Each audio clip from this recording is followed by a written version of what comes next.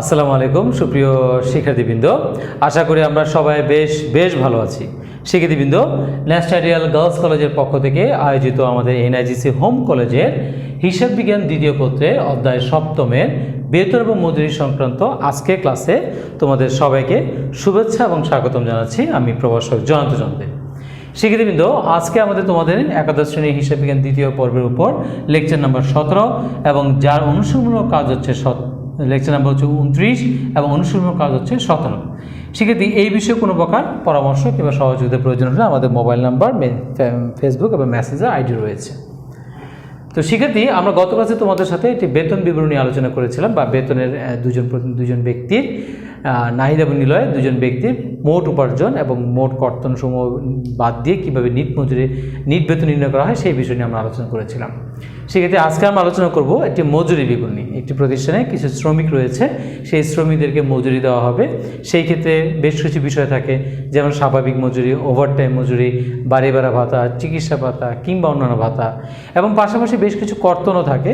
সেই কর্তনগুলো কিভাবে ধরা হয় এবং পরবর্তীতে মোট উপার্জন থেকে মোট কর্তন বাদ দিয়ে কিভাবে তাদের জন্য ওই সপ্তাহে বা ওই মাসে নিট মজুরি নির্ণয় করা হয় একটা মজুরি বিবরণীর মাধ্যমে, সেই বিষয় নিয়ে আমরা আজকে বিশদভাবে আলোচনা করব। এবং পাশাপাশি ওভারটাইম মজুরি এবং সেই ক্ষেত্রে এই মজুরি বিবরণীর পরে কিভাবে জাবেদা দিতে হয় সেই বিষয় নিয়ে আমরা আজকে আলোচনা করব। তো চলো শিক্ষার্থী, আমরা প্রথমে প্রশ্ন নিয়ে একটু অ্যানালাইসিস করে নিচ্ছি এবং তারপর আমরা সৃজনশীল অংশে চলে যাচ্ছি। শিক্ষার্থী, আমাদের আজকের যে নির্ধারিত প্রশ্নটি, সৃজনশীল প্রশ্নটি, এবং সেখানে আমরা দেখতে পাচ্ছি একটি কারখানায় 50 জন শ্রমিক কর্মরত আছে। দেখো, এখানে কিন্তু কোনো ব্যক্তির নাম নেই। একসাথে বলা হয়েছে যে 50 জন শ্রমিক কর্মরত আছে। তাদের প্রত্যেকের সপ্তাহে 44 ঘন্টা সময়ের জন্য স্বাভাবিক হারে ঘন্টা প্রতি 50 টাকা মজুরি প্রাপ্য। 2020 সালে মার্চ মাসে প্রথম সপ্তাহে এই কারখানায় মোট 64 ঘন্টা কাজ হয়। সেক্ষেত্রে তারা সপ্তাহে কাজ করবে 44 ঘন্টা, কিন্তু এই সপ্তাহে কাজ হচ্ছে 64 ঘন্টা। তার মানে 20 ঘন্টা তারা ওভারটাইম করেছে। আর স্বাভাবিক মজুরি হচ্ছে ঘন্টা প্রতি 50 টাকা করে, এবং ওভারটাইম মজুরি স্বাভাবিক মজুরি হারে 1.5 গুণ। তার মানে 50 টাকার 1.5 গুণ পাবে তারা হচ্ছে ঘন্টা প্রতি ওভারটাইম মজুরি। সেক্ষেত্রে এই ক্ষেত্রে শ্রমিকগণ স্বাভাবিক মজুরির উপর 35% বাড়ি ভাড়া ভাতা যা তার উপার্জন, 15% যাতায়াত ভাতা উপার্জন এবং 5% অন্যান্য পরিপূরক ভাতা পেয়ে থাকে। এই সব কিছু মিলিয়ে হবে তার মোট উপার্জন। পরবর্তীতে শ্রমিক কর্মচারীগণ তাদের নিয়মিত যে মজুরি, সেই মজুরির 10% প্রভিডেন্ট ফান্ডে জমা দেবেন, 0.5 অর্থাৎ 0.5% অর্থাৎ 0.5% হচ্ছে যৌথ বিমা প্রিমিয়ামে চাঁদা দিবেন, এবং 1% কল্যাণ তহবিলে কর্তন করা হয়। তাহলে এখানে কর্তনের বিষয় রয়েছে 3টি: প্রভিডেন্ট ফান্ড, যৌথ বিমা তহবিল এবং কল্যাণ তহবিল। এই 3টি কর্তন মিলে হবে মোট কর্তন। সেক্ষেত্রে এছাড়া ওই সপ্তাহে জরিমানা বাবদ 700 টাকা কর্তন করা হয়, তাই এটিও একটি কর্তন হিসেবে যোগ হবে। সেক্ষেত্রে এরপর আমরা আমাদের মোট উপার্জন থেকে মোট কর্তন বাদ দিয়ে আমাদের নিট মজুরি বের করব। তো যাই হোক শিক্ষার্থী, আমাদের আজকে করণীয় কত হচ্ছে প্রত্যেক শ্রমিকের মূল মজুরি বের করা, ঘন্টা প্রতি ওভারটাইম মজুরি বের করা এবং প্রত্যেক শ্রমিকের ওভারটাইম মজুরি নির্ণয় করা। এটা হচ্ছে ক অংশ। খতে বলা হয়েছে শ্রমিকদের মার্চ মাসের প্রথম সপ্তাহে একটি মজুরি বিবরণী প্রস্তুত করো, যেখানে আমরা একদম সম্পূর্ণভাবে উপার্জন এবং কর্তন এবং নিট মজুরি সেই পুরো বিষয়টিকে আমরা প্রদর্শন করব। গ অংশে বলা হচ্ছে মজুরি সংক্রান্ত জাবেদা দাখিলা দাও। এক্ষেত্রে উপার্জন একটি জাবেদা, কর্তন একটি জাবেদা এবং নিট মজুরি একটি জাবেদা দিতে হয়। তো চলো শিক্ষার্থী, আমরা আমাদের প্রথমে ক অংশটিতে যাব। ক অংশটিতে হচ্ছে ওভারটাইম মজুরি নির্ণয় করতে বলা হয়েছে। সেক্ষেত্রে এই ক্ষেত্রে তাদের ঘন্টা প্রতি মজুরি হচ্ছে 50 টাকা এবং ওভারটাইম মজুরি হচ্ছে স্বাভাবিক মজুরি হারে 1.5 গুণ, এবং তারা কাজ করবে সপ্তাহে হলো 44 ঘন্টা এবং এই সপ্তাহে কাজ হচ্ছে 64 ঘন্টা। তাহলে আমরা তাদের ওভারটাইম মজুরি কিভাবে নির্ণয় করব? তাহলে আমরা লিখি স্যার, যে তথ্যগুলো আমাদের রয়েছে উদ্দীপক তথ্য মতে ঘন্টা প্রতি মজুরি, ঘন্টা প্রতি স্বাভাবিক মজুরি,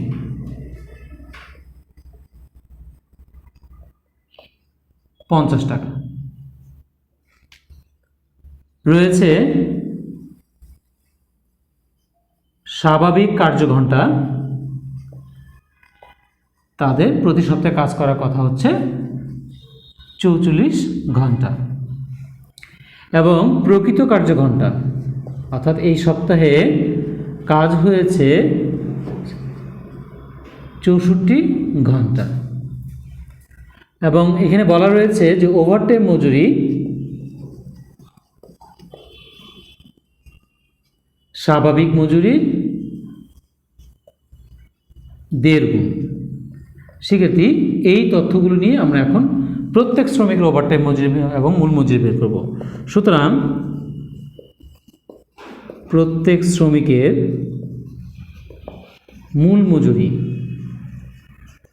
শিক্ষার্থী মূল মজুরি হচ্ছে তিনি 44 ঘন্টা কাজ করবেন এবং 44 ঘন্টার জন্য তাকে দেওয়া হবে কত টাকা? ঘন্টা প্রতি 50 টাকা করে।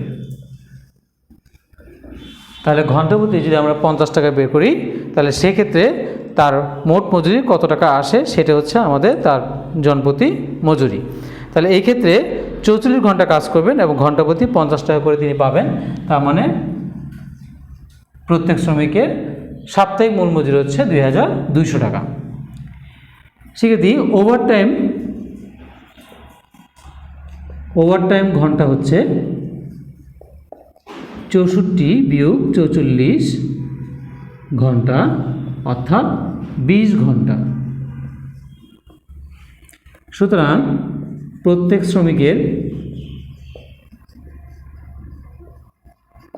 ওভারটাইম মজুরি হবে, তারা 20 ঘন্টা করে ওভারটাইম করেছেন এবং সেক্ষেত্রে স্বাভাবিক মজুরি 1.5 গুণ। স্বাভাবিক মজুরি ছিল 50 টাকা এবং তার 1.5 গুণ হচ্ছে তাদের মজুরি। তাহলে 20 ঘন্টা যদি তারা প্রত্যেকে কাজ করে থাকেন, 50 ঘন্টা 1.5 গুণ হচ্ছে 50 এবং 75 টাকা করে তারা পাবেন ওভারটাইম মজুরি। শিক্ষার্থী, তাহলে 20 ঘন্টা ইন্টু 75 টাকা, দ্যাটস মিন 1500 টাকা করে তারা পাবেন হচ্ছে ওভারটাইম মজুরি। সেক্ষেত্রে এই ছিল আমাদের ক অংশ।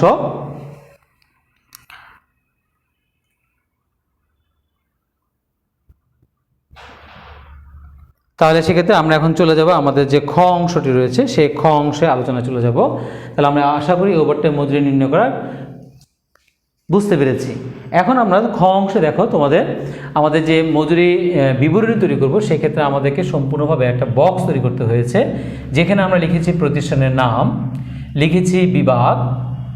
এখানে অনেক ধরনের বিভাগ থাকে, উৎপাদন বিভাগ কিংবা শ্রম বিভাগ কিংবা মানব সম্পদ বিভাগ, মাস, এখানে আমাদের আজকে মাস নেই তাই ডট ডট, সপ্তাহ, তাই আমাদের এই ইনফরমেশনগুলো না থাকার কারণে আমরা এগুলো ডট ডট দিয়ে চালিয়েছি, সাল, মজুরি বিবরণী।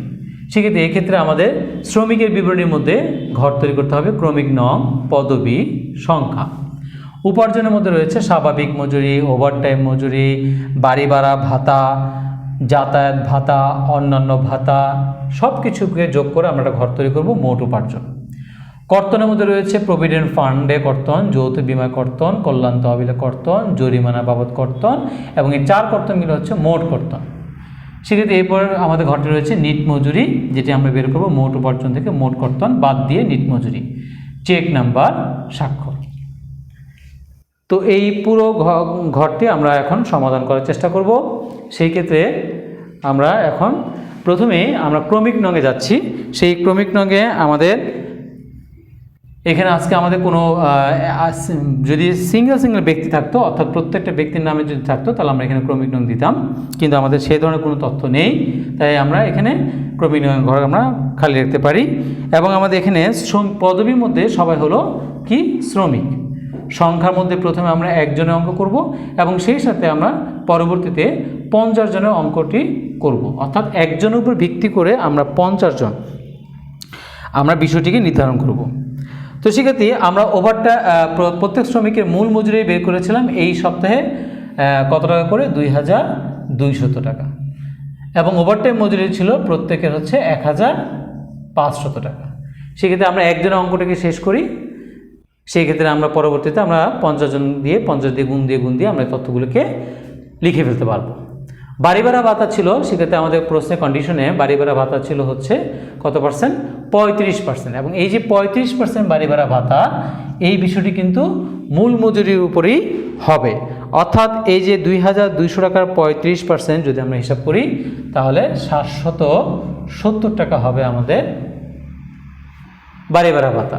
যাতায়াত ভাতা আমাদের প্রশ্ন ছিল 15%, তাহলে আমরা এখানে লিখছি যাতায়াত ভাতা 15%। তাহলে এই 2200 টাকার উপর আমরা 15% যদি করি তাহলে 220 এবং 110, দ্যাটস মিন 330 টাকা। অন্যান্য ভাতা বলতে এখানে অন্যান্য পরিপূরক ভাতা ছিল 5%, তাহলে 2200 টাকা 10% হচ্ছে 220 টাকা, 5% যদি আমরা করি তাহলে 110 টাকা। এবার আমরা এই বিষয়টিকে যোগ করলে আমরা বের করতে পারবো আমাদের একজন শ্রমিকের মজুরির পরিমাণ কত আসে। তাহলে 2200 যোগ 1500 যোগ 770 টাকা যোগ 330 যোগ 110, অর্থাৎ 4910 টাকা হচ্ছে জনপ্রতি শ্রমিকের উপার্জন। এবার সেক্ষেত্রে আমরা যাব কর্তনে। কর্তনে হচ্ছে যে প্রভিডেন্ট ফান্ডে কর্তন করা হবে 10%। এই যে পার্সেন্ট, যতগুলো পার্সেন্ট পাবো আমরা কিন্তু মূল মজুরির উপর ডিপেন্ড করেই এই অঙ্কগুলো করব, অর্থাৎ 220 টাকা হচ্ছে প্রভিডেন্ট ফান্ড পাবো কর্তন। যৌথ বিমায় কর্তন হবে 0.5%। এই 0.5% মানে হচ্ছে 1% যদি আমরা করতাম তাহলে 22 টাকা আসতো, 0.5% করাতে এখানে আসবে 11 টাকা। কল্যাণ তহবিলে কর্তন হবে 1%, অর্থাৎ 2200 টাকার 1% করলে আসবে 22 টাকা। তাহলে আমরা যদি এখন যোগ করি মোট কর্তনের পরিমাণ কত, তাহলে কর্তনের পরিমাণ 220 যোগ 11 যোগ 22 টাকা, অর্থাৎ 253 টাকা আমাদের কর্তন হওয়ার কথা। এক্ষেত্রে একটি বিষয় যেটি রয়ে গেছে সেটি হচ্ছে জরিমানা। জরিমানাতে ছিল যে 700 টাকা কর্তন করা হয় জরিমানা বাবদ। এই 700 টাকা কর্তন কিন্তু শিক্ষার্থী 50 জন শ্রমিকের এগেনস্টে, এখানে কিন্তু বলা হয় নাই যে প্রত্যেকটা শ্রমিকের এগেনস্টে, ওই সপ্তাহে জরিমানা বাবদ 700 টাকা কর্তন করা হয়। তাই এই 700 টাকাকে আমরা 50 জন যেহেতু শ্রমিক ভাগ করলে প্রত্যেকের উপর জরিমানা আসে 14 টাকা। তাহলে আমাদের যে 253 টাকা তার সাথে আমাদের 14 টাকা যদি যোগ করি তাহলে 267 টাকা আসে আমাদের মোট কর্তন।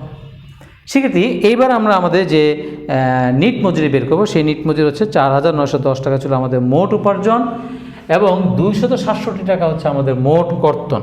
সেই 267 টাকা বাদ দিলে আমরা বের করব হচ্ছে আমাদের 4643 টাকা হচ্ছে আমাদের নিট মজুরি। সেক্ষেত্রে আশা করি এই একজনের বিষয়টি তোমরা বুঝতে পেরেছ। আমরা এখন এই বিষয়টিকে একটা দাগ দিয়ে আমরা একজনের বিষয়টিকে ক্লোজ করে আমরা এখন 50 জন শ্রমিকের বিষয়টিকে কনভার্ট করব। আর এই ক্ষেত্রে 50 জন শ্রমিকের জন্য আমরা যেটি করব সেটা হচ্ছে এই টাকাগুলোকে শুধু 50 দিয়ে গুণ দিলেই আমাদের এখন হয়ে যাবে। তাহলে 50 দিয়ে গুণ দিলে আমাদের যদি 2200 টাকাকে আমরা যদি 50 জন দিয়ে গুণ দিই তাহলে আমাদের আসবে কত, 1,05,2 10 শূন্য এত কত 1 5 10 11, অর্থাৎ 1,10,000 টাকা হচ্ছে আমাদের এই 50 জন শ্রমিকের মূল মজুরি।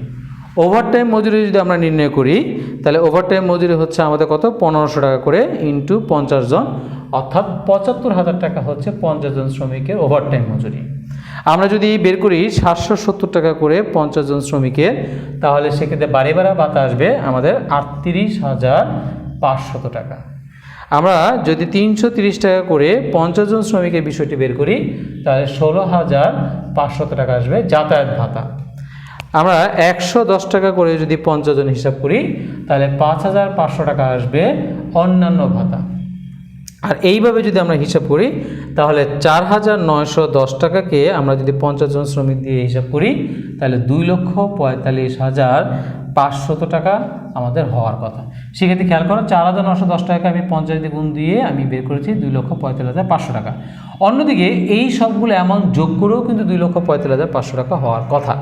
তাহলে আমরা 1,10,000 টাকাতে 75,000 যোগ করলে 38,500 টাকা যোগ করলে 16,500 আমরা যোগ করি এবং ফাইনালি 5,500 যোগ করলে আমাদের এইভাবে করলেও 2,45,500 টাকা আসতেছে, যেটা আমরা এভাবে গুণ করলেও 2,45,500 টাকা আসবে।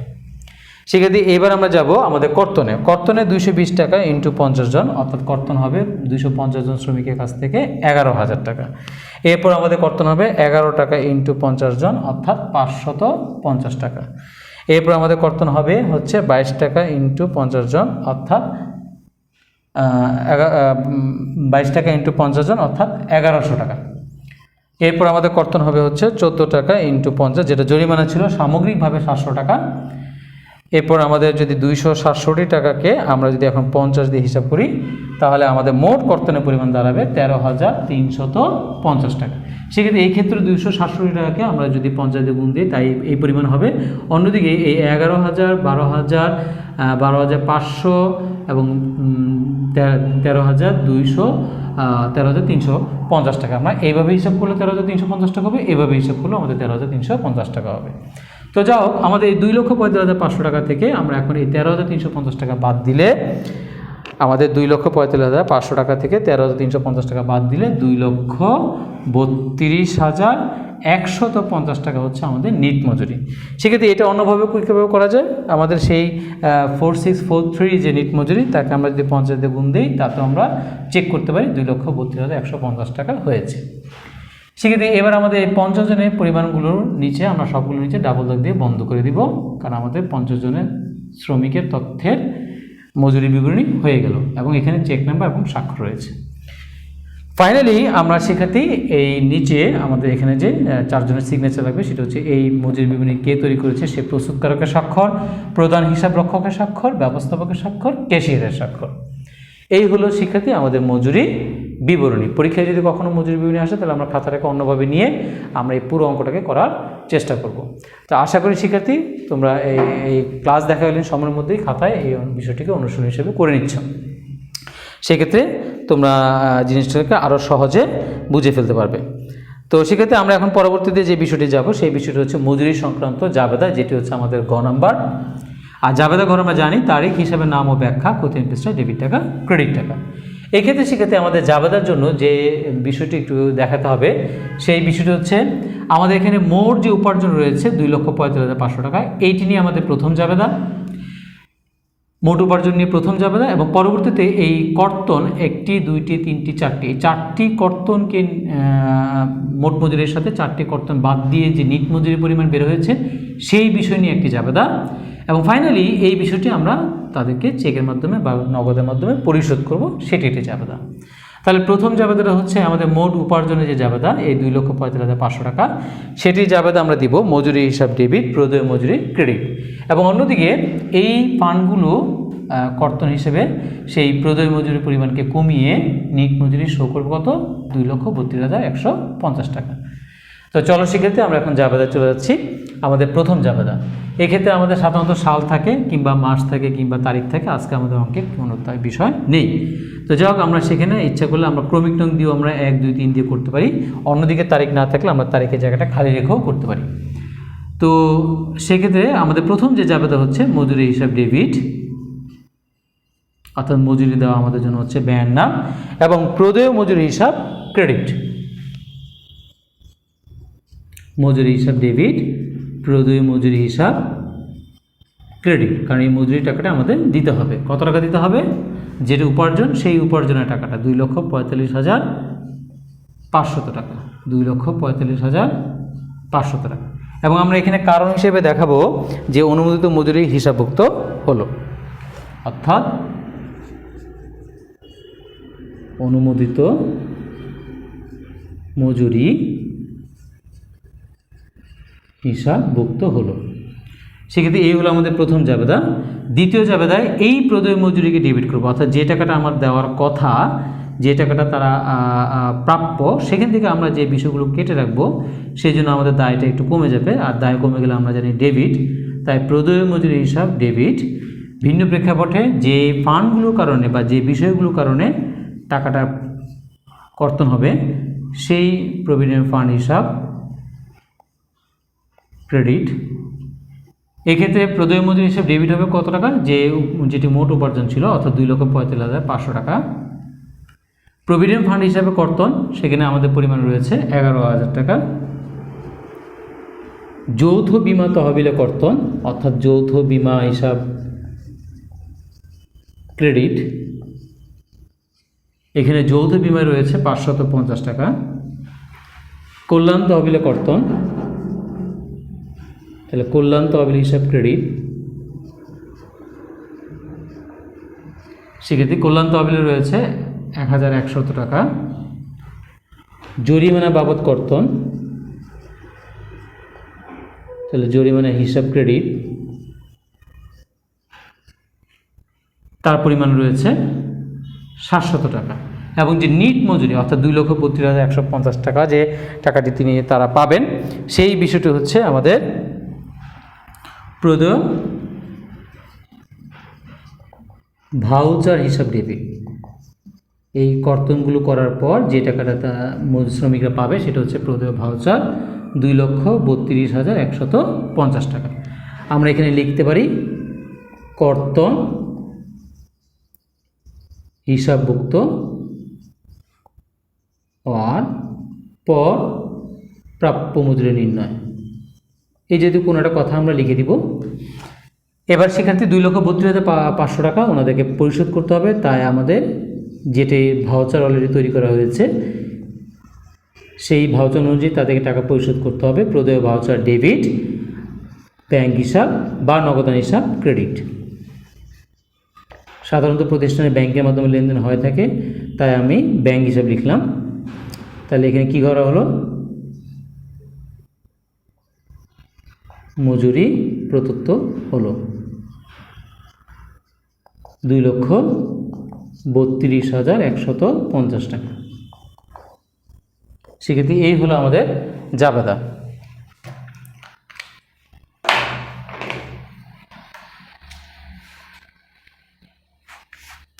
তো আজকে শিক্ষার্থী তোমাদের সাথে একটু সময় নিয়ে আমরা পুরো সৃজনশীলটি করার চেষ্টা করলাম।